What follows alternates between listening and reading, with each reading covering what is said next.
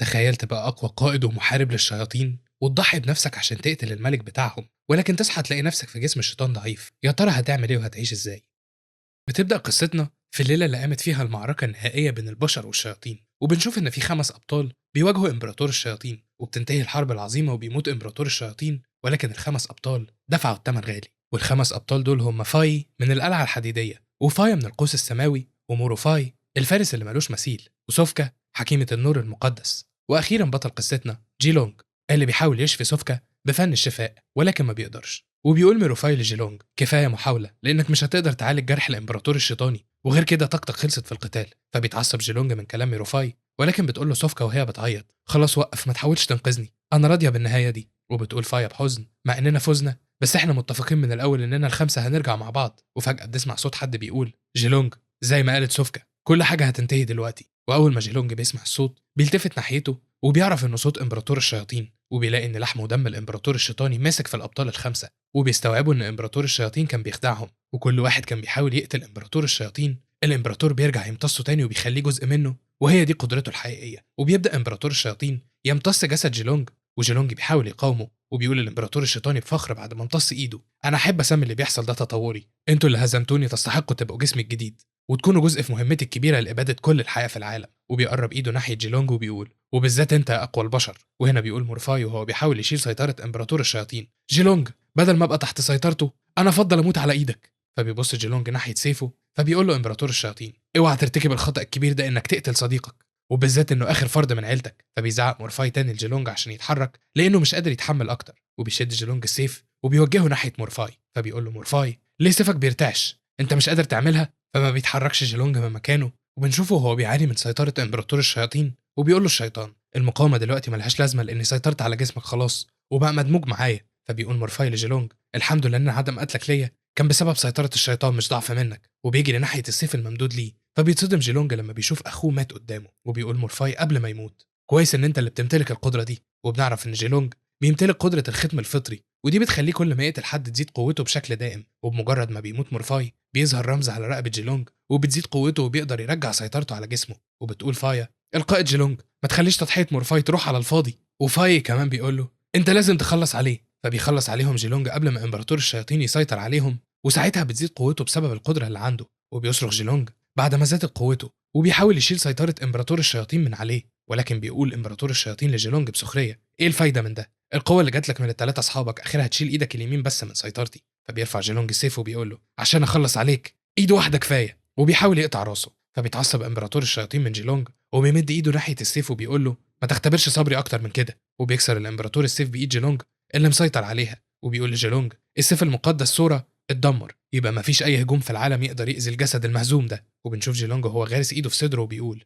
انت فاكرني اني مش هقدر اخلص على نفسي غير بالسيف ده؟ وبيصرخ جيلونج بسبب انه بيحاول يوصل لقلبه وبيمسك قلبه وبيدمره. فبيتصدم امبراطور الشياطين من اللي جيلونج عمله وبيقول له وهو بيختفي انا استهنت بيك ونسيت انك عايش بس عشان تقتل. وبيقول جيلونج لنفسه وهو بيموت هي دي نهايتي، اني اموت مع امبراطور الشياطين، بس انا لسه ما قدرتش اخلص على عشيره الشياطين كلها ولا احمي الناس اللي كان لازم احميهم، انا ما قدرتش احمي اي حد. وبعد 5 سنين في نفس المكان اللي مات فيه جيلونج وامبراطور الشياطين بنشوف مجموعه شياطين واقفين على خشبه وبيقولوا ام 44 انا مش عارف انت جبتنا هنا ليه، كل اللي اعرفه انك طلبت مني اجيب 4 بنات بشريه وواحد شيطان من عشيرتنا. فبيرد عليه قائدهم الشيطان الجراد طالما مش عارف اسكت وارجع على صفك. وعشان تبقوا فاهمين النهارده الذكرى السنويه الخامسه لسيدنا امبراطور الشياطين. وبنشوف الجراد الشيطاني وهو بيخطب في باقي الشياطين وماسك نصل في ايده وبيقول وعشان كده هنعمل طقوس للامبراطور عشان محدش ينسى تضحياته من الجيل الجديد من الشياطين. وبيقرب الجراد من البنات ومره واحده بيقطع رقاب البنات الاربعه بالنصل، وبنشوف باقي الشياطين وهم فرحانين. وبيقول الجراد بعد ما خلص على البنات دلوقتي هنسفك دم الشيطان كقربان لسيدنا امبراطور الشياطين. وبيبدا يقرب من الشيطان اللي بيكون متعلق بالاغصان، وبيفتح شيطان التضحيه عينه وبيبدا يقول لنفسه هو انا فين، هو ايه المكان ده، انا لسه ما متش. وعشان نبقى فاهمين الشيطان ده هو نفسه بطلنا جيلونج واتجسد في جسد واحد من الشياطين. وبيضرب الجراد جيلونج برجله في وشه وبيزعق له لانه اتحرك وهو بيقول له انت اضعف شيطان والضعاف ما يستحقوش يعيشوا، وشرف ليك انك تتقدم كقربان لامبراطور الشياطين. وهنا بيتصدم جيلونج انه اتجسد في جسد شيطان وبيهجم الجراد على جيلونج عشان يقتله، ولكن جيلونج بيحرك دماغه ودراعه المربوط بيتقطع بدلها. فبيزعق له الجراد عشان ما يتحركش، ولكن بيتفاجئ بجيلونج وهو بيقف على الارض. وبيفهم الجراد ساعتها انه كان قاصد عشان يفك نفسه. وبيقرب جيلونج من الجراد وبيساله بنظره مرعبه لسه مش عارفني؟ فبيترعب الشيطان التاني وبيقول برعب جيلونج. وجيلونج بيهجم عليه فورا وعشان نعرف ليه الشيطان عارف مين جيلونج ومرعوب منه كده محتاجين نرجع بالزمن لسنة 312، وبنشوف الشيطان الجرادة وهو على مركب وبيزق شيطان تاني وهو بيقول له بتبص على ايه يالا، روح وجدف مع الباقيين يا مستجد عشان القادة الأربعة بيراقبوكوا، يلا اعمل مجهود أكبر. وبنعرف إن سنة 312 عشيرة الشياطين قررت إنها تهاجم خط الدفاع الساحلي البشري بعد ما بيستخدموا هجوم بري وهمي عشان يعرفوا يهزموا البشر بسهولة. وجيش الشياطين بيطلع بقيادة 4 من أقوى قادة الشياطين، وهم ملك الخراب الشيطاني كاليسا، وميدانيكوس ملك الحرب الشيطاني، وملك الموت الهادي نجيل، وملك الخلود الشيطاني شيو. وبسبب إن الهجوم بيحصل فجأة فما بيوصلش من الجانب البشري غير واحد بس اللي بيعترض أسطول الشياطين وهو واقف بشموخ على لوح خشب في وسط البحر، واللي بيكون بطلنا جيلونج. وبنشوف ملك الخراب الشيطاني كاليسا وهو بيشجع الشياطين، وبعدها بيمسك جيلونج سيفه. وبعد كده بنشوف الجراد وهو مصاب بخشبة في جنبه وبيقول الجيش كله مات ما عدا السيد شيو. وبعد المعركة بنشوف البحر كله بيتحول للون الأحمر من كتر القتلى، وحتى السفن بتتدمر، وبيقف جيلونج وسط المطرة وهو متغطي بالدم وماسك سيفه بكل قوة. وبنرجع تاني للواقع والجراد بيكون مرعوب وجيلونج بيخلص عليه وبيفصل دماغه عن جسمه، وبيظهر رمز على رقبة جيلونج. فبيسأل نفسه أنا اتجسدت تاني بس قدرة الختم الفطري رجعت للصفر، وبيكون لسه في المستوى الأول. وعشان نبقى فاكرين فدي قدرة بتخليه يعلى في القوة كل ما يقتل حد وبيهجم عليه الشياطين، ولكن هو بيخلص عليهم بمخلب الجراد بسهولة. ومع كل شيطان جيلونج بيموته بتظهر رموز تانية على رقبته ومستواه بيعلى. وبعد ما بيخلص على كل الشياطين بيوصل للمستوى التاسع، بس ما بيكونش عاجبه وبيكون شايف انهم ضعاف لان مستواه معليش بدرجه كبيره. وبنعرف ان الختم الفطري بيرتفع مستواه على حسب قوه الهدف المقتول، فبيترعب 44 من اللي حصل وبيحاول يهرب، لكن بيرمي جيلونج عليه مخلب الجراد وبيثبته في الارض. وبيغطي جيلونج جثث الاربع بنات بأسى لانه ملحقش ينقذهم. وبيستخدم جيلونج فن الشفاء ولكن بتطلع تعابين من دراعه وبتتحول لايد. فبينزل جيلونج على الارض وهو مش مصدق اللي بيحصل، وبيبص على شكله في الميه وبيستوعب انه ما اتولدش تاني لكن هو اتجسد في جسم الشيطان. وبيتعصب جيلونج جدا لانه اتجسد في اكتر عرق ملوش لازمه، وبيقطعه 44 وبيقول له ما تفكرش انك تقدر تتباهى وانت معتمد على سيف الزعيم، انا هخلص عليك مهما يحصل، ولكن قبل ما اخلص عليك انا عايز اعذبك كويس وعايز اسمعك بتصرخ زي البشر. فهمت دلوقتي نتيجه افعالك يا اضعف شيطان. وام 44 بيكون مستغرب من تغيير جيلونج لانه قبل كده كان جبان وضعيف، وبيحاول ام 44 يستخبى من جيلونج تحت الخشبه اللي كانوا واقفين عليها، ولكن جيلونج بينزل عليه بالنصل وبيخلص عليه. وبيقف جيلونج بعد ما خلص عليه وبيقول انه مش عارف انا جيت ازاي هنا، وبيبتسم بكل شر وهو بيقول بس الاهم اني هقدر اخلص على الشياطين. وبنروح بعدها لسهول وبنشوف جيلونج واقف ماسك في صخره وهو بيقول لنفسه عرفت من شويه ان عدى 5 سنين على موتي انا وامبراطور الشياطين، ولازم الاقي مكان استخبى فيه عشان اعرف كل اللي حصل السنين اللي فاتت. وبيشوف جمجمه كبيره وبيقول لنفسه تقريبا ده نفس السهل اللي قتلت فيه العملاق قبل كده. وبيشوف ان الشياطين استفادوا من المكان اللي اتقتل فيه زعيمهم وبنوا الحصن فوق عظمه على طول. وبعد كده بيلاقي كهف كان قاعد فيه فتره قبل كده، ولما بيدخل بيلاقي مفيش اثر للشياطين وبيقرر يقعد فيه بشكل مؤقت. وبيقعد وبيولع نار وبيفتكر ذكرياته السعيده مع اصدقائه واللي كانوا بمثابه اخوات ليه، وبيفتكر لما كان شايل اصحابه الاربعه وبيعدي بيهم من وسط النار، وبسبب النار بنطلونه بيتحرق وبيطلب من فاي تعمل له بنطلون وبتعمل له جيبه من القش وورق الشجر وسط ضحكهم ومساعدتهم. وبيمسك جيلونج تماثيل صغيره على اشكالهم وبيتمنى لو كان يقدر ينقذهم، وبيرمي التماثيل تتحرق في النار. وبيقول جيلونج لنفسه ان اكيد في الخمس سنين اللي عدوا ناس كتير حياتهم اتدمرت زيه بسبب الشياطين، وبيقرر انه دلوقتي بما انه بقى من الشياطين هيستغل ده كويس وهيكمل اباده فيهم بس المره دي وهو منهم. وبيحط جيلونج ايده على دماغه وهو بيفتكر ذكريات جسد الشيطان الاصلي، وبنشوف ان الشيطان ده كان متهان وده بسبب انه ضعيف. وبنعرف ان الشياطين بتحترم الاقوى، والشيطان اللي جيلونج اتجسد فيه من نوع حامل دم الافعى وكان ضعيف جدا، وعشان كده شغلوه كعبد فلاح في الاراضي الزراعيه. والذكرى دي بتفاجئ جيلونج ان الشياطين بقوا بيزرعوا، والاكتر انهم اتطوروا وبقوا بيتعلموا وبيشوفوا ذكريات الشيطان والمعلم بيشرح لهم. وكمان بيشوف ان في طالب من المشهورين كان بيقعد وحاطط رجله على ظهر الشيطان اللي اتجسد فيه.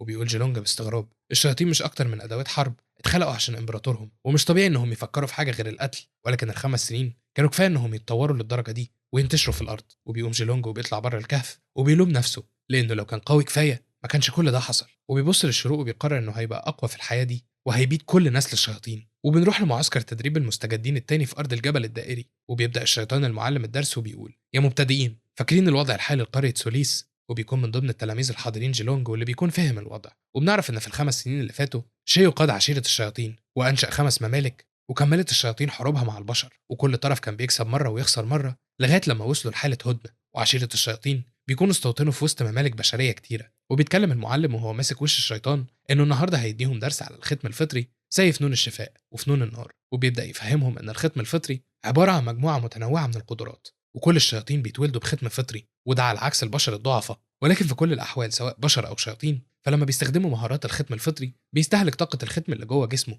وبنشوف ورقة مرسوم عليها رموز الأختام الستة ومترتبة من الأضعف للأقوى. وبيقول لهم المعلم إن في ختم أعلى من الستة، بس بيكون شايف إن مفيش لازمة يشرحه لأنهم لسه مبتدئين. وبيقول لهم المعلم بفخر: انتوا عندكم ختم واحد، وعشان توصلوا تبقوا خبرة زيي بختمين قدامكم تدريب كتير عشان ترفعوا طاقة للختمين. وبيشوف جيلونج الرمز على ايده اللي بيكون رمز الختم الواحد، وبيقول جيلونج لنفسه: عدد شياطين دم الافعى قليلين، وختمهم الفطري انا ما اعرفش عنه الا حاجات قليله، فلازم الاقي فرصه اتعلم عنهم. وبيعرفهم المعلم ان الختم التاني ده مهم جدا، مع ان الختم الاول بيقدر يستخدم كل مهارات الختم الفطري، بس لما توصلوا للختم التاني لان السلطه الحقيقيه للختم الفطري ساعتها هتبقى الضربه النهائيه وهتتحكموا في المهاره المطلقه. وفجاه بيدخل شيطان من ضمن الطلبه وبيزق كل اللي قدامه عشان يتحرك، والشياطين اللي حواليه بيتكلموا مع بعض ان ده الشيطان العبقري لان ختمه في المستوى التاني، والكل بيتجنبه عشان ما ينفعش يضايقوه. والشيطان ده من دلوقتي هنسميه الشيطان الاصفر. ولما الشيطان الاصفر بيدخل وبيشوف جيلونج بيزقه وبيقول له: انا مش محتاج مسند رجل النهارده. وبيسال: مين اللي خلى العبد ده يدخل؟ وبيبدا كل الطلبه يتنمروا على جيلونج ويقولوا له يروح يزرع احسن. وحتى المعلم بيسكتهم وبيقول: حد يجي يخرج العبد ده ويوديه لمكانه في الزريبه. ايه يا معلم، ده انا كنت فاكرك هتدافع عنه، انت ايه يا اخي شيطان؟ وبعد كده بيقول لهم ان الدرس النهارده هيبقى عملي، هيمسكوا جيلونج يتمرنوا عليه بقى يعني اكيد. وبيشرح لهم ان في القتال الحقيقي طاقه الختم ونوع الختم الفطري مش هم اللي بيحددوا لنا النتيجه لوحدهم، ولكن المهاره والمعلومات والتكتيك والقدره على التكيف كلهم مهمين كمان. وبيكشف عن وحش ضخم وهو بيقول لهم: ده اسمه الشيطان الصارخ، وعليكم انكم تعرفوا نقطه ضعفه عشان تعرفوا تسيطروا عليه. وبيتحمس الشيطان الاصفر وبيقول: اخيرا لقيت حاجه تسلي. وبيشيل المعلم القماشه كلها من على الوحش الضخم وبيمسك سلسله رابط بيها الوحش من رقبته، وبيشرح لهم ان الوحش ده نوع من الشياطين اللي امبراطور الشياطين كان خلقها في سنينه الاولى، استغفر الله العظيم يا رب يعني، المهم، واسمه الشيطان الصارخ. وبسبب غباء الشياطين دي فهم بيهاجموا الشياطين نفسهم من غير تمييز، وعشان كده الامبراطور ما خلقش منهم غير 10 بس. والشيطان الصارخ اللي قدامهم ده اخر واحد، ولكن برضه الشيطان ده قوي جدا ويقدر يقتلهم كلهم بسهوله، وعشان يعرفوا يهزموه لازم يعرفوا ايه نقطه ضعفه، وهي واحده بس. وبيخرج جيلونج وهو بيقول لنفسه: ايه الملل ده، كان نفسي اخلص عليهم كلهم دلوقتي عشان ارفع مستوى الختم الفطري بتاعي، ولكن هلفت النظر وده اللي انا مش عايزه دلوقتي. وحواليه كل الطلبه بيتناقشوا ايه ممكن تكون نقطه ضعف الوحش. وبيفتح الشيطان الصارخ عينه وبيحاول يهاجم الشياطين، وكل الشياطين بيخافوا، والمعلم بيسيطر عليه بالسلسله اللي رابطه رقبته. وبيقول المعلم لنفسه بثقه وسخريه: الوحش ده ما يعرفش يعمل حاجه غير الصراخ، وحتى لو بيملك 3 اختام لكن نقطه ضعفه هي رقبته، ورقبته بين ايديا دلوقتي، فحتى لو هو بيملك اعظم القدرات مش هيقدر يستخدمها. وساعتها بيبتسم الشيطان الصارخ بشر وبيرد عليه: بقول لك متاكد انك مطمن دلوقتي لانك متحكم في رقبتي وفاكر انها نقطه ضعفي، بس انتوا الجيل الجديد من الشياطين فعلا جيل ضايع وسهل يتخدع. وبيتصدم المعلم ان الشيطان الصارخ بيقدر يتكلم، وبيرد عليه الشيطان الصارخ: انا مثلت عليكم دور المتخلف لاسابيع وخطتي نجحت ونفذت مهمه سيدي، والنهارده هخلص على مجموعتكم. وبيحرر الشيطان الصارخ نفسه وبيقسم المعلم نصين. ده كان طلب شخصي بصراحه، يعني كويس ان انت خلصت عليه اول واحد عشان الراجل ده مش عاجبني. وساعتها كل الشياطين بيترعبوا وبيجروا منه، والوحش بيصرخ وهو بيقتل كل الشياطين اللي بتيجي في وشه، وكل الشياطين بيترعبوا وبيحاولوا يهربوا من المكان. وكمان الشيطان الاصفر بيترعب وبيكون مش متخيل ان دي قوه الاختام الثلاثه، وبيقرر انه لازم يهرب بسرعه لانه مش عايز يستخدم سلاحه السري في الوقت ده. ولكن بيتفاجئ بجيلونج واقف قدامه، فبيقع الشيطان الاصفر على الارض وبيشتم جيلونج لانه واقف في طريقه، وجيلونج بيفضل واقف. وساعتها الشيطان بيكون مكمل قتل في الشياطين، وبيتوتر الشيطان الاصفر وبيقول: انا كده ما عنديش حل غير ان استخدم السلاح السري. وفي اللحظه دي بيهجم الشيطان الصارخ على جيلونج من ظهره، وبيكون خلاص قرب يخلص عليه، ولكن جيلونج بيلتفت له وبيبص له بنظره مرعبه. فبيتصدم الشيطان الصارخ وبيخاف وبيسال نفسه لو جيلونج يعرف نقطه ضعفه، وعشان كده مش خايف. ولكن بيرد الوحش على نفسه بيقول: لا مستحيل، زمايلي ال9 الاغبياء ماتوا من سنين، وهو شيطان من الجيل الجديد، يبقى اكيد هو عمره ما شاف الشياطين الصارخين قبل كده، ومستحيل خالص انه يعرف نقطه ضعفي. مستحيل خالص، هو بس بيحاول يخدعني. وبيجهز نفسه تاني للهجوم، ولكن جيلونج بيبص له بنظره مرعبه وبيهدده لو عدى خطوه كمان هيموت. فبيقرب منه الشيطان الصارخ وبيقول له بسخريه: ها، بالوضعيه بتاعتك دي عايز ناخدك على محمل الجد؟ طب لو كده شوف سلطتي. وبيفعل سلطه نزول الشيطان السماوي وبيطلع له جناحين وبيهجم على جيلونج وهو بيصرخ، وبيفضل جيلونج واقف بشموخ زي ما هو. وفجاه بيطير الشيطان الصارخ وهو بيقول لنفسه: لو كان بيتظاهر بالقوه فمش هكسب حاجه من قتله، ولو كان فعلا خبير ساعتها موتي هيبقى نكته بين الشياطين. وباقي الشياطين اللي واقفين بيستغربوا من هروبه، وبيمد جيلونج ايده للشيطان الاصفر، واللي بيستغرب من اللي جيلونج بيعمله، وبيفكر ان جيلونج بيعمل كده عشان يتقرب منه، ولكن بيكون رافض الفكره دي لان بالنسبه له جيلونج مجرد عبد فلاح. وبيمد ايده في اتجاه ايد جيلونج وهو بيفكر بثقه ان جيلونج مش هيقدر يبقى قريب منه، ولكن فجاه جيلونج بيشده من هدومه وبيقطعها، فبيشتمه الشيطان الاصفر بعصبيه. وبيمشي جيلونج وسط همس الشياطين وهما بيتساءلوا لو فعلا الشيطان الصارخ هرب من شيطان ضعيف زي جيلونج، وبيكونوا مش عارفين جيلونج عملها ازاي. وبيقف شيطان ضخم قدام جيلونج وبيقول له: يلا اعترف بخدعتك الصغيرة بصراحة، لأن العبيد الفلاحين مش مسموح ليهم يخبوا حاجة عن طبقة المحاربين بتاعتنا. وشيطان تاني بيهدده يقول له كل حاجة أحسن له، فبيرد عليهم جيلونج بهدوء: أنا بس قريت كتاب دليل البشر للتكتيكات ضد عشيرة الشياطين، والكتاب بيقول إن الشيطان الصارخ ما بيعرفش يشوف الأجسام الثابتة، فكل اللي عليك تعمله إنك تفضل واقف ومش هيقدر يشوفك. وبمجرد ما بيخلص جيلونج كلامه، الهمسات بتزيد حواليه أكتر وبيتكلموا عن جيلونج المهووس بقتل الشياطين، وإنه كان عارف عشيرة الشياطين أحسن من الشياطين نفسهم، وده مخليهم متأكدين إن حكمه مش هيبقى غلط. وبيقرروا يروحوا يخلصوا على الشيطان الصارخ بما انهم عرفوا نقطه ضعفه عشان ياخدوا المكافاه. وبيضحك عليهم جيلونج وبيقول لنفسه: انتوا بتصدقوا الكذبه اللي قلتها؟ يلا روحوا عشان تموتوا. والشيطان الاصفر بيبص لجيلونج وبيقول بغيظ: مجرد قرايه كام كتاب خلتك تتجرأ وتعاملني بتكبر لدرجه انك ما تاخدش بالك مني خالص. وبيوصلوا اتباع الشيطان الاصفر وبيسالوه: انت كويس يا زعيم؟ فبيرد عليهم الشيطان الاصفر بتكبر وبيقول: ايه اللي ممكن يحصل لي؟ انا بس تعبت وقعدت شويه عشان ما تفكروش ان رجلي ما شالتنيش من الخوف ولا حاجه. وبيكمل الشيطان الاصفر وبيقول لهم: مش انتوا الخمسه دايما بتتباهوا ان عندكم حركات سريه مميزه؟ النهارده يومكم عشان توروني اللي عندكم. روحوا ورا الولد ده واذبحوه باكتر طريقه مهينه. فبيجي الرد من واحد منهم وبيقول له انه هينفذ وهيموته بطريقه ترضي الشيطان الاصفر. وبنشوف الخمسه وهم واقفين على مبنى عالي وبيراقبوا جيلونج، وواحد من الخمسه بيقول: كفايه كده، يلا نقتله هنا. وبنشوف شيطان عنده اخرام في بطنه بيطلع منها دخان. ايه القرف ده؟ انا مش عارف، بس المهم يعني. وبيقول: والدخان بتاعي هيغطي ان محدش يشوفنا عشان محدش يقدر يقف في وشنا. وهم لما عارفين ان ده الدخان بتاعك يا ناصح، لما يجوا يلاقوا واحد مقتول في وسط الدخان بتاعك هيشكوا في مين؟ يعني شكلك ذكي، بس المهم. وبيفضلوا مركزين على حركه جيلونج عشان ما يغيبش عن عينيهم، ولكن فجاه جيلونج بيختفي من قدامهم. وبنشوف افاعي بتتحرك وسط الدخان، وبيقولوا الشياطين ان جيلونج ضعيف، ولكن لازم ياخدوا بالهم لان جيلونج عنده قوه التعابين والسم ممكن يكون خطير. وبيقرروا يتقسموا عشان يعرفوا يقبضوا عليه. وفي وسط الدخان بيطلع صوت الشيطان ابو بطن كبيره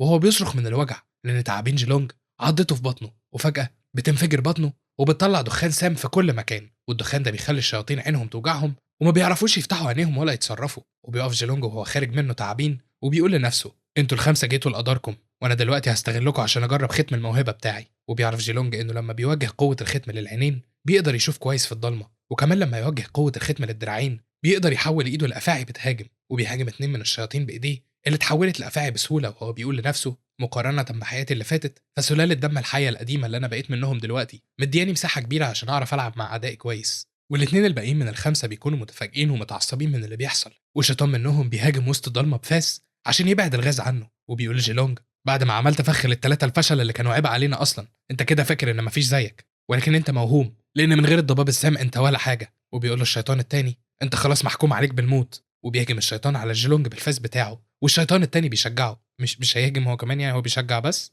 ولكن جيلونج بضربه واحده بيموته. والشيطان الباقي والاخير بيرتعش من الخوف وهو شايف اقوى شيطان فيهم ما خدش غلوه في ايد جيلونج، وبيجري يركع قدام جيلونج وبيترجاه ما يقتلهوش. جيلونج بيبص له بشر وبيقول له: اديني سبب واحد يخليني ما اقتلكش. فبيرد الشيطان برعب وبيقول: انا ما كنتش ناوي اذيك من الاول بصراحه، انا اشهد لك، ده كان بيشجع بس يعني، بس ده كان امر من الشيطان الاصفر صاحب الختمين وما كنتش اقدر اعصى اوامره، ولكن ده ما بيكونش سبب كافي بالنسبه لجيلونج. فبيقول له الشيطان وهو بيعيط: انا هوديك الكهف السري بتاع الشيطان الاصفر، هو اكيد مخبي جواه كنوز نادره. فبيفكر جيلونج انه لو وصل للختم التاني من مستويات الختم الفطري بتاعه هيقدر يحرر سلطته. وبيفتكر جيلونج معلومه قديمه عن ان سلطه سلاله دم الحيه القديمه بتتحرر بعد انسلاخ الحيه، وده عشان يحصل بيحتاج تقديم كنوز نادره كقرابين للانسلاخ والتطور. وبيقول لنفسه: انا هروح اشوف الكهف اللي هو بيتكلم عنه، يمكن الاقي حاجه اقدر استخدمها. وبيوصلوا للمكان والشيطان بيشاور لجيلونج على مكان الكهف اللي بيكون ورا الشلال، وقبل ما الشيطان يمشي جيلونج بيمسكه من رقبته وبيقتله بسهامه وبيكمل طريقه. وفي الوقت ده بنروح لمكان زعيمه الشياطين اللي بيجي لها اخبار عن اللي عمله الشيطان الصارخ وحاله الهرج اللي حصلت في المعسكر بسببه، وكمان انه هرب لما شاف عبد فلاح. وبتستغرب الزعيمه ان اللي خوف الشيطان الصارخ مجرد عبد فلاح من شياطين الافاعي. وبنرجع تاني لجيلونج اللي ما بيلاقيش حاجه في الكهف غير صندوق صغير وجواه كيس، وفجاه بيدخل الشيطان الاصفر جري وبياخد الكيس منه بسرعه. وبيزعق الشيطان الاصفر لجيلونج لانه لمس حاجته وبيهجم عليه برجله، ولكن جيلونج بيصد ضربته، فبيبعد الشيطان الاصفر عنه وهو بيتلوى من الوجع بسبب رجله اللي اتصابت. وبيفكر الشيطان الاصفر باستغراب ان جيلونج اتغير 180 درجه عن قبل كده، وبيفهم دلوقتي ليه الخمسه ما قدروش عليه. وبيقول الشيطان الاصفر لنفسه: وانا كمان مش هقدر اواجهه بقوتي في المكان الضيق ده، وجرح رجلي محتاج ايام عشان يخف. وبيقرر ينسحب وبيهرب من المكان باستخدام الختم الموهوب درع طائر الرخ، وبيطير من المكان. ولما بيشوفه جيلونج بيقول بعصبيه: شياطين الطيور تاني. وبيقرب جيلونج لمدخل الكهف، وفجاه بيجري بكل سرعته وهو بيقول: عشيره شياطين الطيور هم اكتر شياطين تستحق القتل. والشيطان الاصفر بيشوف جيلونج بيجري وراه، وده بيخليه يحس بالخوف. وفي غمضه عين جيلونج بيكون ماسك الشيطان الاصفر وريشه بيتقطع وبيكون نازل بيه البحيره، وبيضربه جيلونج في وشه وبيكمل عليه بوابل من الضربات، ولكن الشيطان الأصفر بيزق جيلونج بعيد عنه وجيلونج بيطير بعيد، ورغم إنه اتصاب لكن بيفضل واقف في وسط البحيرة. وساعتها الشيطان الأصفر بيقول بانتصار: مش مصدق إنك وقعت بالغلط في البحيرة دي بالذات، أنت فعلا منحوس. وبنشوف تحت سطح البحيرة حاجة بتتحرك، وفجأة عدد كبير من الديدان بيطلعوا وبيحاصروا جيلونج وبيهجموا عليه بجنون وبيقطعوا فيه. ومن فوق الشيطان الأصفر بيقول: الديدان دي عطشانة للدم وعددها ملوش نهاية، وأنا هتفرج عليك. والديدان بتاكل فيك حتة حتة، والعظم الباقي منك هو اللي بيكون البحيرة. وبيتمنى لو كان الشيطان يونشان عايش، كان زمان الشياطين عرفوا يتحكموا في البشر براحتهم. وفي اللحظة دي بنشوف جيلونج بيغرس سنانه في واحدة من الديدان، وأول ما بتموت علامة بتظهر على رقبته وقوته بتعلى درجة. وساعتها جيلونج بيبدأ يقتل الديدان بجنون، وبيتفاجئ الشيطان الأصفر من قوة جيلونج، ولكن بيرجع بيقول بسخرية: وحتى مع قوتك الكبيرة اللي اكتسبتها من حرث الأرض، الديدان هنا ملهاش نهاية، عمرك ما هتقدر تمحيهم، حتى لو فضلت تقاتل لغاية ما تعجز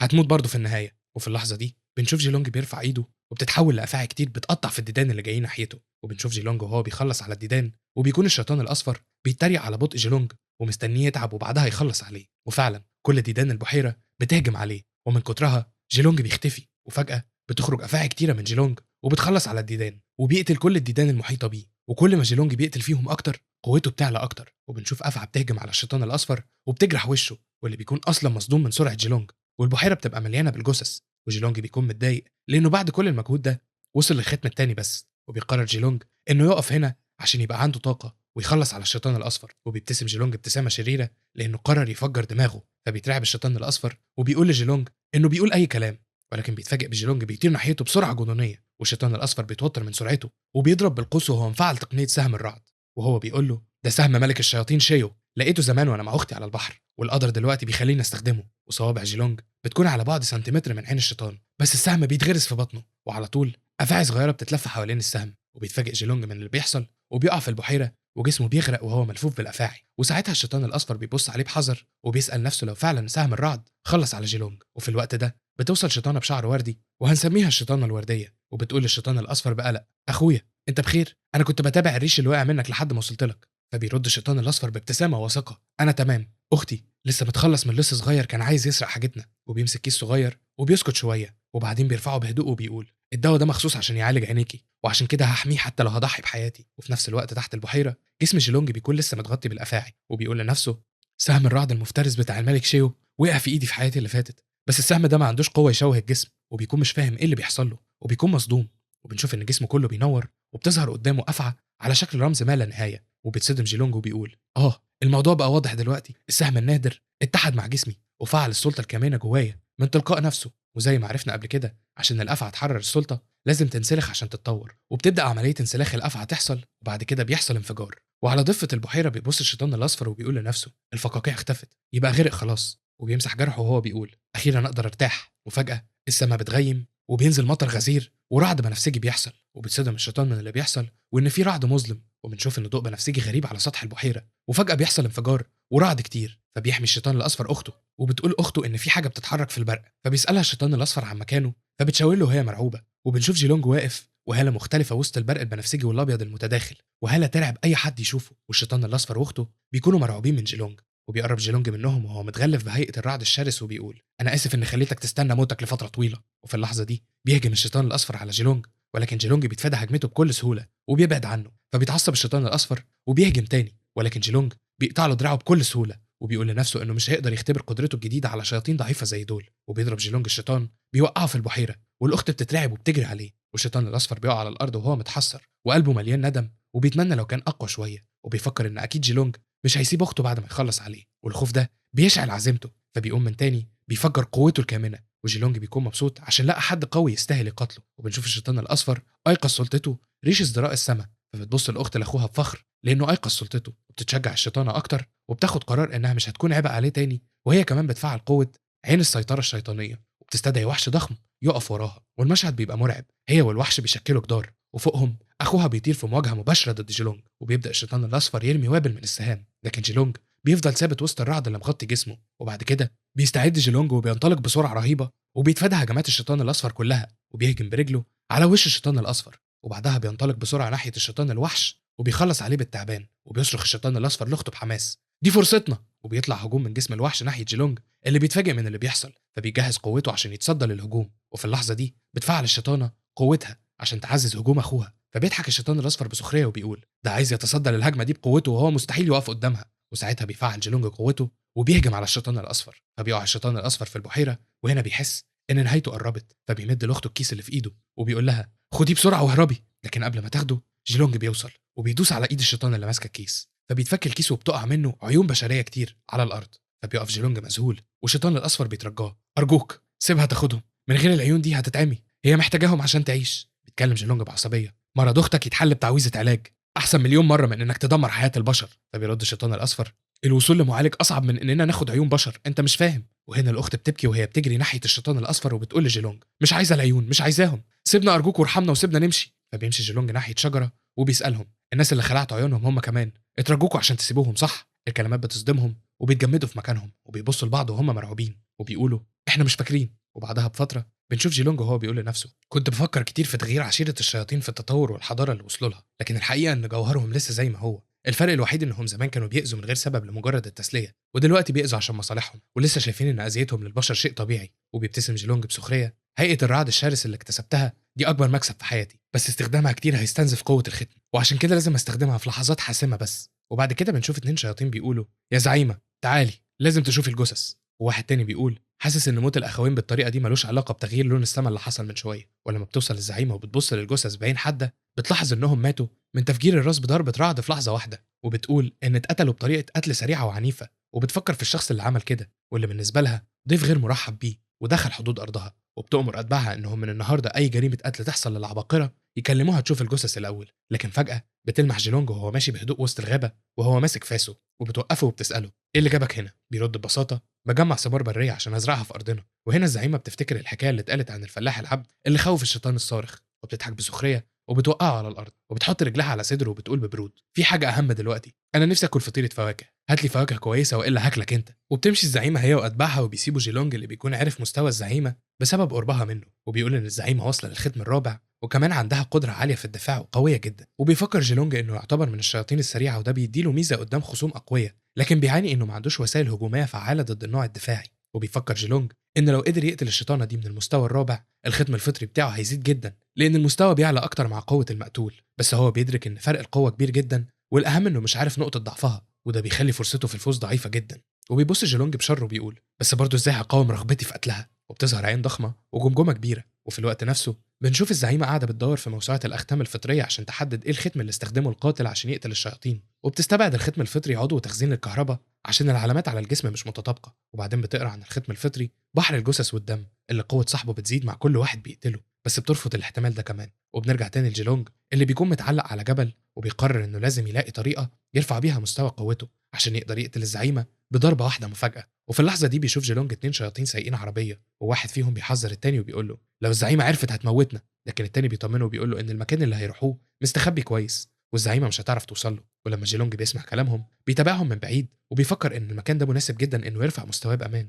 وبيوصل جيلونج لمدخل الكهف والحارس بيوقفه وبيرفض يدخله الا لو معاه رمز السوق السوداء. وجوه الكهف السوق بيكون شغال وزحمه، وجيلونج بيدخل وبيرمي الحارس في النار. وبيسمع شياطين بيتكلموا عن قد ايه صعب انهم ياخدوا الرمز دلوقتي، وواحد منهم بيتحسر على ايام زمان في منطقه ارض الجبل المستديره لما كانوا يقدروا يشتروا البشر عايشين براحتهم في اي وقت، مش زي دلوقتي كل الحاجات دي بقت ممنوعه. وواحد من البايعين بيعرض معدن الفولاذ العالي الجوده، وبنعرف ان الاسلحه اللي بتتعمل منه بتتحد مع ختم الجسم، وساعتها قوه السيف بتبقى اقوى 10 مرات. ولكن الزبون ما بيقتنعش بكلامه، وبياع تاني بيعرض مكملات لقوه الختم واللي هي بتبقى قلوب البشر، فبيقول له الشيطان لو الزعيمه عرفت هتقتلك. وفي زبون تاني بيعجب بالبضاعه وبيفرح ان زيارته جت بفايده، وبيقول وهو متضايق مش عارف ايه اللي حصل للزعيمه من سنتين عشان تمنع كل المنتجات البشريه وتجاره العبيد. فبيرد عليه شيطان تاني انها عملت كده عشان عايزاهم يخفوا استخدام الموارد البشريه، وبيكون شايف ان الزعيمه اتجننت. ولما بيسمع جيلونج الكلام ده بيستغرب هو كمان وبيستنتج انها اكيد بتخطط لحاجه اكبر. وفي اللحظه دي بيدخل تاجر وبيعلن عن وصول دفعه جديده من البشر، وبيقول الاسعار معقوله لان الكل عميان ما عدا واحده بس.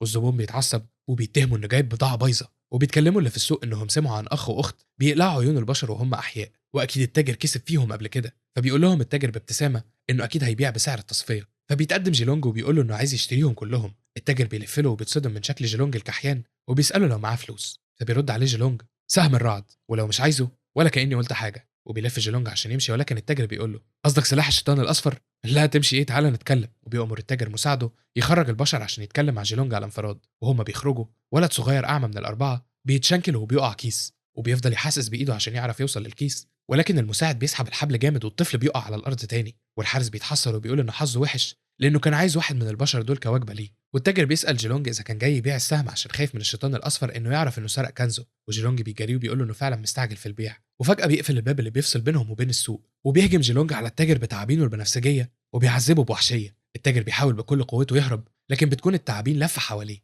وبعد شويه الدم بيبدا يسيل من تحت الباب. وبعد ما التاجر بيموت، جيلونج بيدخل من الباب وبيخلص على كل اللي في السوق، والارض بتبقى مليانه دم. وبره الشيطان بيزعق للبشر عشان يسكتوا والا هيقطع لسانهم. وفجاه جيلونج بيظهر وبيقطع راس الحارس فورا، وبنشوف جيلونج وظهرت على رقبته رموز كتير وهو بيقول لنفسه دلوقتي انا بقيت اقوى بكتير من الاول. وبياخد باله ان العداد خلص دوره جديده، والبنت الصغيره بتكون مرعوبه وهي شايفه راس الشيطان مفصوله عن جسده اللي عمال ينزف، وبتكون مرعوبه من جيلونج برضه لانه شيطان. وبيظهر اشعار لجيلونج ان تفعيل سلطه يوم السعاده فشل، وبنعرف ان دي سلطه نادره وتاثيرها سلبي ومش ممكن التحكم فيها، وفي كل مره بيكمل فيها العد لدوره كامله بتنتقل لمستوى اعلى، وفي كمان احتمال لتفعيلها تلقائي. وبيبص جيلونج على الطفلين وبيدي الولد الاعمى الكيس اللي وقع منه، والولد بياخده منه. وبعد كده جيلونج بيأمرهم يتبعوه، والبنت بتمدله الحبل اللي مربوطين بيه وهي بتسأله لو هيمسك الحبل اللي بيقودهم، لكن جيلونج بيرمي الحبل على الأرض وبيقول إنه ما بيحبش يربط الناس. وبيروحوا على الكهف وجيلونج بيعالج عيون البشر، وواحد منهم بيصرخ بفرحة إنه رجع يشوف تاني، وبيشكر جيلونج وبيسميه المنقذ العظيم، وبيتعجبوا إن حتى وسط الشياطين في حد كويس. وواحد تاني بيسكتهم وبيقول الكلام ده مش مناسب، وبيعتذر لجيلونج وبيشرح إن صاحبه لسه خايف من الشيطان الأصفر ومش عارف يتكلم طبيعي. وفي الوقت نفسه الولد الصغير بيشكر جيلونج عشان ساعدهم يلاقوا حاجتهم ويعالجوا عيونهم. وهنا البنت الصغيرة بتسأله انت ليه انقذتنا من الشياطين وانت واضح انك شيطان؟ جيلونج بيرد ببساطة لان حبيت انقذكم. البنت بتتفاجئ وبتتلخبط من اجابته، وجيلونج بيبص لها بحدة وبيأمرها تسكت عشان مشغول. بيقعد جيلونج وهو بيقول سيبوني دلوقتي افكر ازاي همشيكوا، والصمت بيعم المكان ومحدش بيستجري يتكلم الا البنوتة الصغيرة اللي بتحب تروق الاجواء وبتفكر تقول لهم نكتة. وبتقول لهم في كافيه عمل عرض ان اي عميل يشتري مشروب ياخد المشروب التاني بنص سعره، فراح له زبون وقال له عايز مشروبين من المشروب التاني. حلوه بصراحه. المهم كل اللي واقفين بصوا لها باستغراب، وجيلونج الوحيد اللي ضحك على النكته، والبنت بتفرح ان جيلونج فهم النكته وبيضحك عليها. وفي اللحظه دي بيقوم جيلونج وبيمشي، وفجاه بيتلف حوالين الاربعه تعابين بتعضهم، وبيرجع جيلونج يقعد تاني وهو بيضحك على سذاجتهم لانهم صدقوا شيطان. يا ابن الكلب انت غدرت بيا، انا كنت فاكرك كويس. وبيقول لهم الشياطين اشرار حتى لو بينوا عكس كده، وعشان كده ما ينفعش تثقوا فيهم، ودلوقتي انا هخليكم تموتوا موته مؤلمه عشان تفتكروا الدرس ده كويس في المستقبل. مستقبل ايه؟ ما انت هتقتلهم يا هبل. وبنشوف الثلاثه اغمى عليهم ومش بتبقي غير البنت الصغيره اللي لسه بتقاوم التعابين. فبيبص لها جيلونج بنظره مرعبه وبيسالها بتقاومي ليه؟ انت مش عايزه تموتي مسمومه؟ غريبه فعلا، ازاي مش عايزه تموتي مسمومه؟ يعني كل الناس نفسها في كده، انت هبل يا عم ولا ايه؟ فبترد عليه البنت وهي بتعيط وما زالت بتقاوم انت مش عايز تموتنا، انت بس عايزنا نفقد الوعي بالسم، لان مين هيوصل اللي بيقتله عشان يفتكر درسه؟ انت بس عايزنا ناخد حذرنا من الشياطين بعد كده، وانت بتعمل كل ده عشان انت شيطان طيب، وعشان كده انا واثقه فيك. وساعتها جيلونج بيحررها من التعابين وبيسالها هي عايزه ايه دلوقتي، فبترد عليه البنت بحماس انها عايزه تروح معاه، لكن جيلونج بيرفض وبيقول لها انها هتبقى عبء عليه. لكن البنت بتعرفه انها بتصنع سيوف ويقدر يعتمد عليها وهي هتساعده، وبتعرفه ان اسمها سولا. واول ما جيلونج بيسمع اسمها بيسالها لو هي حفيده اليكسيوس، والبنت بتفرح لما بتعرف ان جيلونج عارف جدها، وبيقول لها جيلونج انه عارف جدها من زمان، من ساعه ما كان عنده 17 او 18 سنه، وانه كمان شال سولا وهي صغيره. وبيفتكر جيلونج لقائه بجدها لما راح له عشان يعمل له سيف، ولكن اليكسيوس بيرفض وبيقول له انه مش بيعمل سيوف للي بيأذي قرايبه او اي حد بريء. وبيبص اليكسيوس لجيلونج وبيقول له وانت بتفوح منك ريحه دم الاثنين، القرايب والابرياء. وبيقول اليكسيوس بصوت واطي حتى بعد 10 سنين لسه موهبتي قادره تميز. وبيرجع يقول لجيلونج يمشي لانه مش هيساعده، لكن جيلونج بيقول له انا جاي لك من طرف فيا، وهي اللي بعتتني ليك وقالت لي انك اشطر صانع سيوف وانك هتعرف تعمل لي سيف عملاق من الفولاذ. وساعتها اليكسيوس بيستغرب وبيسال جيلونج انت تقصد فيا من طائفه الرحمه؟ انت تابع لنفس الطائفه؟ فبيجاوب جيلونج على اسئلته بالموافقه، فبيرد عليه اليكسيوس انه موافق لان ثيا ست طيبه وهو بيثق في نظرتها، ده غير انه مديون ليها بمعروف وهيرد عن طريق السيف ده. فبيديله جيلونج تمثال وهو بيقول له ده تمثال لسيد الرحمه اديتهولي ثيا كهديه، وبيطلب منه يستخدمه كواقي لمقبض السيف. وبيساله جيلونج يقدر ياخد السيف امتى، فبيرد عليه اليكسيوس ان السيف القوي بياخد وقت طويل، وبيقترح على جيلونج انه يجي كل فتره يشوف تجهيزه لو قلقان. وبيكمل اليكسيوس مرات ابني هتولد قريب وهروح قريب عشان اجيب حد مثقف يكتب مباركه لميلاد الطفل اللي هيتولد. وبعد ايام بيروح جيلونج تاني لاليكسيوس، ولما بيدخل بيلاقيه حاضن طفل، فبيساله عن سيفه، فبيرد عليه اليكسيوس انه جنب الباب. ولما بيروح جيلونج عشان ياخد السيف بيلاقي مكتوب عليه اسم سولا، فبيقول له اليكسيوس انه سمى حفيدته باسم سولا وكمان ادى السيف نفس الاسم. فبيساله جيلونج عن اهل الطفله، وبيرد عليه اليكسيوس انهم ماتوا على ايد الشياطين ومش هم لوحدهم، لان القريه كلها اتقتلت على ايديهم. وجيلونج بيسمعه وهو بيبص للسيف وبيساله انت قلت انهم شياطين؟ فبيساله اليكسيوس انت كمان قابلتهم؟ هم اللي قتلوا ثيا وحبيبتك. ساعتها جيلونج بيحط ايده على عينه اللي بيكون عليها علامه، وبيقول ايوه ماتوا كلهم على ايد الشياطين. بيقول اليكسيوس ان الطفله دي ما لحقتش حد يباركها، فبيشيلها جيلونج وبيباركها وبيتمنى لها حياه ما فيهاش الم كتير، وبيتمنى لو يتجمعوا تاني ولكن في مجزره. فبيساله اليكسيوس عايز اغير لك مقبض السيف لان ده تمثال الرحمه وانت مش هترحم حد دلوقتي. فبيقول له جيلونج ان شفاء الجرحى والمصابين ده كان خدعه من طائفه الرحمه، ولكن هو هيتبع نظام جديد، وقبل ما الاشرار ياذوا الابرياء هيكون مخلص عليهم. وبيقف جيلونج وفي ايده سيفه بكل شموخ، وهو بيتوعد للشياطين انه هيخلص عليهم كلهم، وبيبدا يقتل كل شيطان بيجي في وشه، وبيقرر انه مش هيوقف قتل لغايه ما يعمل جبل من جثثهم، وبيكمل قتل فيهم. وبنشوف جيلونج وهو متغطي بالدم وبيقول مش هقف غير لما بيد نسل الشياطين من على الارض. وبنشوف جيلونج وهو واقف على جبل جثث الشياطين ومعلق جثه منهم على سيفه، وبيكون شايف ان اللي بيعمله ده هو الرحمه الحقيقيه. بتسمعه سولا وهي مستغربه وبتقول له انا سمعت عنك من جدي، بس ازاي انت دلوقتي بقيت شيطان؟ ده غير ان شكلك بقى اصغر. فبيرد عليها جيلونج انها قصه طويله، وبيكون عنده فضول يعرف ايه اللي جابها لعشيره الشياطين. فبترد عليه سولا وهي متضايقه وبتقول له قصه طويله برضه، وبتحكي له انها لازم تعمل اقوى سيف قاهر للشياطين عشان تعرف ترجع لجدها. فبيرد عليها جيلونج وهو بيطلع طباشير وورقه وبيقول لها كملي واعملي اللي عليكي عشان ترجعي لجدك. وهنا بتتحمس سولا جدا وبتساله لو هو كمان مصدق انها هتقدر تعمل السيف. وبنشوف جيلونج وهو بيكتب جوابه وبيرد عليها حلو ان يبقى عندك هدف طالع من قلبك، ده شيء يخلي الواحد يغير منك. وبعد كده بنشوف ورقه متثبته بحجر على العشب ومكتوب فيها انا فارس مصاصي الدماء، انا انقذتكم من شياطين الافعى، لما تصحوا البسوا جلود الشياطين دي وروحوا على طول ناحيه الشرق لحد ما توصلوا لحدود مملكه يوليفيا. وبنشوف 2 من اللي جيلونج انقذهم مغمى عليهم، والتالت بيصحيهم وبيقول لهم على الورقه اللي لقاها، وبيعرفهم ان فارس مصاصي الدماء الاسطوري ده يبقى تلميذ المجنون قاتل الشياطين جيلونج. والتلاتة بيكونوا فرحانين انهم اتحرروا. وبيرجع جيلونج للكهف وبيرمي قطعه معدنيه كبيره اسمها السندان، ودي قطعه مهمه عشان يعملوا السيف. وبيقول لسولا خلاص اتخلصت من التلاتة وجبت لك السندان وادوات تانية، وانتي عملتي ايه؟ فبتقول له سولا ان عمل مكان لتصنيع السيوف حاجه بسيطه بالنسبه لها زي لعب العيال، ولكن عندها مشكله ان المنجم الوحيد اللي فيه خام الفولاذ النادر تحت ايد الشياطين ومش هيقدروا يوصلوا له. وبتكمل باحباط عندي المهاره لكن ما عنديش الامكانيات عشان اظهرها. ولكن بيفاجئها جيلونج وبيطلع لها الفولاذ وبيقول لها لقيته بالصدفه قبل كده، حظنا حلو. بتتحمس سولا جدا وبتنبهر من ذكاء جيلونج لانه احتفظ بالفولاذ. وبعد كده بيسالها هتعرفي تعملي السيف؟ فبترد عليه سولا بحماس طبعا ما تستهنش بيا، انا واحده من 3 بس في العالم يعرفوا يشكلوا الفولاذ. فبيسالها جيلونج مين التالت غيرك انت وجدك؟ فبتقول له انها بتتكلم عن ملك الشياطين الحالي اجريكولا، وانه معروف انه اقوى شيطان في التاريخ بس بيكره يصنع سيوف لغيره وعمل بس سيفين لنفسه. وبعد ما سيف جيلونج المقدس اتكسر دلوقتي مفيش غير 6 اسلحه من الفولاذ في العالم. ساعتها جيلونج بيقول بينه وبين نفسه ما كنتش متوقع ان في تهديد من الجيل الجديد من الشياطين، لازم ازود تدريبي. وبيلف عشان يمشي لكن سولا بتوقفه وبتساله رايح فين. فبيرد عليها جيلونج هروح اكمل صيد. وبنروح لارض الجبل المستديره وبنشوف شيطان وهو بيقول من ورا الباب يا زعيمه مفيش حد نجا من السوق السودا السري. فبترد عليه الزعيمه من ورا الباب الخبث اللي في طبع الشياطين ملوش حل، من دلوقتي خلوا الدوريات تشدد الرقابه على التجاره مع البشر، وبالنسبه للجثث هنستفيد منهم، علقوهم في الميدان عشان الناس تشوف عاقبه اللي يخالف اوامري. فبيسالها الشيطان على طريقه عشان يلاقوا القاتل، ولكن الزعيمه بتقول له وهي في البحيره ده مش شغلك، روح نفذ اللي طلبته منك. وفي مكان تاني بتشوف 2 شياطين بيتكلموا مع بعض بخوف، وواحد منهم بيقول الدنيا بقت مش امان هنا والاحسن نتحرك في مجموعات كبيره. والتاني بيرد عليه ممكن يكون ورا اللي بيحصل شويه شياطين اصحاب الاختام ال3 وال4، لكن الفكره بتكون مستبعده لان لو ظهر وجوه جديده بمستوى الختم الثالث والرابع الزعيمه هتلاحظ فورا. لكن في حل واحد يخلي الزعيمه ما تلاحظش وجودهم، وهو ان الشياطين دول يكون عندهم طريقه يبانوا بيها اصحاب ختم واحد بس، ولكن ده بيكون مستوى تحكم في الختم فوق الطبيعي ومحدش يعرف يعمل كده غير اللي معدي ال6 اختام. وفي الوقت ده بيكون جيلونج بيسمع كلامهم وهم بيقولوا بخوف لو ده حقيقي يبقى كده في خبير مستخبي بينا. فبيخفي جيلونج الختمين بتوعه وبيظهر ان عنده ختم واحد بس، وبيقول لنفسه الشياطين بقت حذرة جدا فالتظاهر بختم واحد مش هيلفت النظر وهيخلي عندي فرصة أكبر عشان أفاجئ الشياطين وأقتلهم وأرفع مستوايا. وبنشوف ناس متجمعة حوالين شيطان ميت وبيقولوا إن الشيطان ده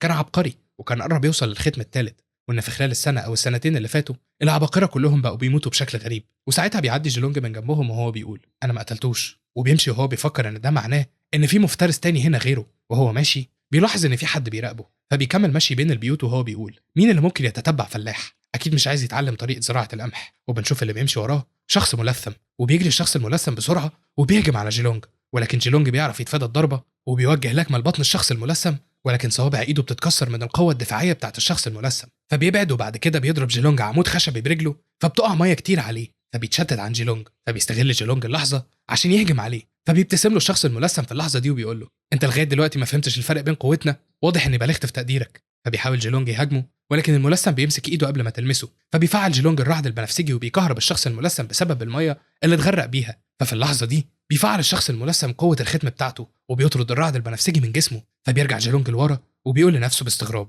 هو قدر يرفع قوة الختم بالكامل في لحظة واحدة. ده باين عليه إن قوته كبيرة، وبنشوف إن الشخص الملثم وجيلونج واقفين قصاد بعض وكل واحد مفعل قوته، ولكن بتقع ملاية بينهم. فبيستغل جيلونج اللحظة دي عشان يهرب من الشخص الملثم، وبيشيل الشخص الملثم من الملاية. وبنعرف إنها الزعيمة، وبتقول أنا مش هروح وراه لأني مش هعرف أمسكه بسبب سرعته. وبتكون مستغربة إن إزاي جيلونج عنده القوة دي وهو عنده ختم واحد بس، وبتفكر هتعمل إيه لما تقبض عليه، تقتله على طول ولا تخليه عبد عندها. وفي الوقت ده جيلونج بيكون في الغابة، وبيقول لنفسه زي ما كنت متوقع، أنا دلوقتي مش قادر أعمل لها غير جروح سطحية. ده غير إن سيف سولا المصنوع من الفولاذ محتاج شهور لسه عشان يتعمل. وبيفكر إنه لازم يلاقي طريقة ينسلخ بيها عشان يظهر بهيئة جديدة وقوة جديدة، زي اللي حصل قبل كده لما اتضرب بسيف الرعد وقوته زادت. وبيوصل الكهف لكن بيلاقي دخان كتير طالع منه، فبيدخل وهو بينده على سولا من وسط الدخان. ولما بيشوفها بيسألها بإحباط أنت ما عملتيش فتحة تهوية؟ فبتقول له سولا انها كانت متحمسه جدا ونسيت، وبتجري على الفرن بتاعها بسرعه وهي خايفه الحراره العاليه تبوظ السيف. وبتمسك السيف وبتحطه في الميه بحذر. ولما جيلونج بيشوف السيف بيسالها باستغراب هو ده السيف اللي عملتيهولي؟ فبتقول له سولا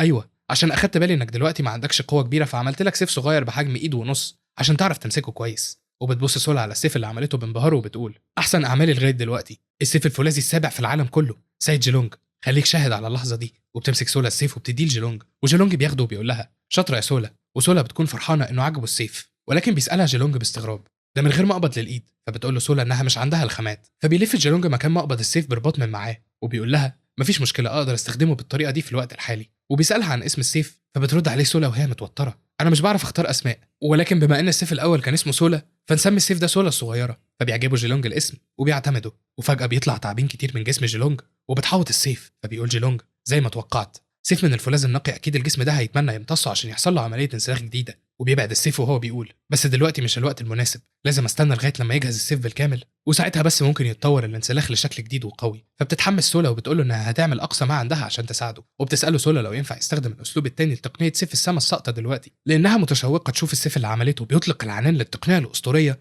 اللي بتشبه نيزك بيسقط على الارض. فبيرد جيلونج عليها مفيش مكان مرتفع كفايه في الارض الجبليه المستديره، عشان كده مش هينفع اطلق القوه الكامله. وتاني يوم الصبح بتصحى سولا على ريحه جميله، وبتلاقي جيلونج بيجهز في طبق طويل فيه فطيره فواكه. وبتتفاجئ سولا ان جيلونج بيعرف يعمل حلويات، فبيقول لها انه اتعلم لما كان في الاكاديميه على ايد ابو صاحبه. وبيروح بالطبق ده لمقر الزعيمه، والحراس بيسمحوا له بالدخول، وبيروحوا عشان يجيبوا مشروب للزعيمه. ولما الزعيمه بتشوف جيلونج بتحصل بينهم نظره تحدي لثانيه، ولكن لما بتشوف الطبق الطويل اللي شايله بتقول بسخريه ايه الطبق الطويل ده، يا ريت يبقى لذيذ. فبيوريها جيلونج الطبق وبتقول له الزعيمه انت عارف ان الطريقه الصحيحه انك تسلم نفسك. ولما بتشوف شكل الفطيره بتنبهر بيها وبتقول له انت فعلا عارف الطريقه الصح. وبتنده على الحرس عشان يجيبوا المشروب. وفي اللحظه دي جيلونج بيطلع سيفه وبيكسر الطبق، والاكل اللي في الطبق بيقع على الارض من الضربه، ووش الزعيمه بيتجرح. وبتتفاجئ الزعيمه انه معاه سيف فولاذ، وجيلونج بيقول لنفسه الضربه الثانيه هتصيبك اكيد.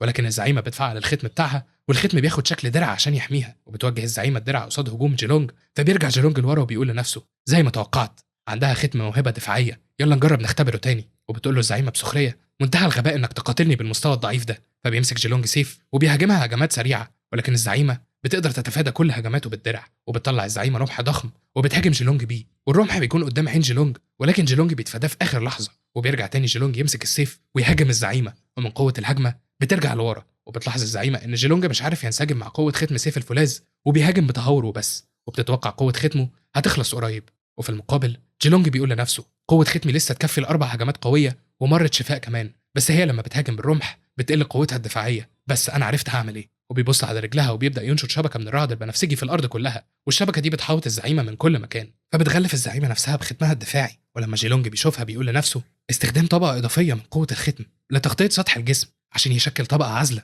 دي تقنيه طورتها فاي قبل كده عشان تواجه عشيره الشياطين من نوع البرق. وباقي المحاربين عرفوا التقنيه، ولكن بشكل مفاجئ حتى عشيره الشياطين سرقوا التقنيه. وبيهاجم الزعيمه وهو بيقول لنفسه ولكن قوه فاي كانت في ختم موهبتها، لكن دي مجرد حراميه سرقت التقنيه ومستحيل تبقى زي فاي. ولكن بتتفادى الزعيمه هجماته وبتغير الدرع الرمح، وبتهاجم جيلونج وبتصيبه في كتفه وبترفعه لفوق بالرمح، وبتقول له بسخريه ازاي تتشتت وانت بتقاتلني. وبس هنا وصلنا لاخر الفصول اللي نزلت من القصه لغايه دلوقتي. يا ترى ايه اللي هيحصل مع جيلونج، وهيقدر يقوم يواجهها تاني ولا خلاص كده اتهزم على ايد الزعيمه؟ ده اللي هنعرفه في الحلقه الجايه. لو عجبتكم قولوا لنا في التعليقات. سلام.